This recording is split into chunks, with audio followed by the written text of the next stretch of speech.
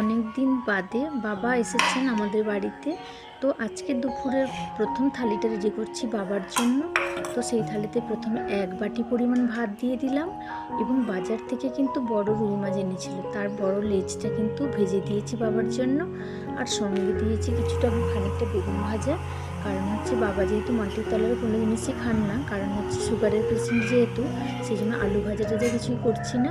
তো বাবা প্রচুর পরিমাণে সজনে ডাঁটা এনেছিলেন, তো সজনে ডাঁটাগুলো ভাজা করলাম, কারণ সজনে ডাঁটা ভাজা সবাই খেতে খুব ভালোবাসে। নিম তেঁতোতেও ভালো লাগে, কিন্তু সবাই আবার খেতে চায় না, বাচ্চাটা খেতে চায় না, কিন্তু ডাঁটা ভাজাটা কিন্তু সবাই খায়। আর তার সঙ্গে কিন্তু নোটে শাকটা আমার ছাদ বাগানের খুব ডাঁটা সমেত নোটে শাকগুলোকে তুলে এনেছিলাম, সেগুলো কিন্তু চিংড়ি মাছ দিয়ে চচ্চড়ি বানিয়েছি। আর করেছি মাছের ঝোল আলু বেগুন দিয়ে।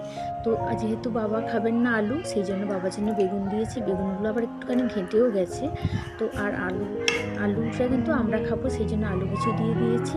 তো পাতে কিন্তু ঝোলের বাটিটাও দিয়ে দিলাম, আর সঙ্গে দিলাম লেবু, কারণ বাবা তো মিষ্টি চাটনি খাবেন না, তাই লেবুটা দিয়ে দিলাম।